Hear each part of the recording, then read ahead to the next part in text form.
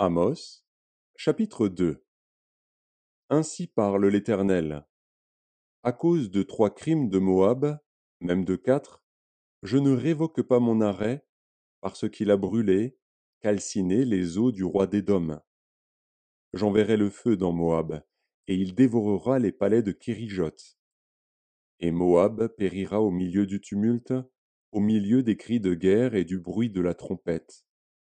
J'exterminerai de son sein le juge, et je tuerai tous ses chefs avec lui, dit l'Éternel.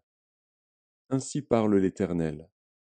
À cause de 3 crimes de Juda, même de 4, je ne révoque pas mon arrêt, parce qu'ils ont méprisé la loi de l'Éternel et qu'ils n'ont pas gardé ses ordonnances, parce qu'ils ont été égarés par les idoles mensongères après lesquelles leurs pères ont marché. J'enverrai le feu dans Juda, et il dévorera les palais de Jérusalem. Ainsi parle l'Éternel. À cause des 3 crimes d'Israël, même de 4, je ne révoque pas mon arrêt, parce qu'ils ont vendu le juste pour de l'argent, et le pauvre pour une paire de souliers. Ils aspirent à voir la poussière de la terre sur la tête des misérables, et ils violent le droit des malheureux. Le fils et le père vont vers la même fille, afin de profaner mon saint nom. Ils s'étendent près de chaque autel sur des vêtements pris en gage, et ils boivent dans la maison de leur Dieu le vin de ceux qu'ils condamnent. Et pourtant j'ai détruit devant eux les Amoréens, dont la hauteur égalait celle des cèdres, et la force celle des chênes. J'ai détruit leurs fruits en haut, et leurs racines en bas.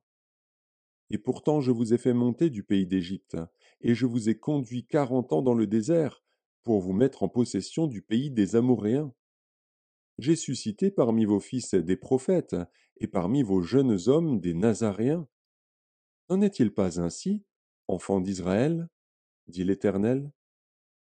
Et vous avez fait boire du vin aux Nazaréens, et aux prophètes vous avez donné cet ordre, ne prophétisez pas. Voici, je vous écraserai, comme foule la terre un chariot chargé de gerbes.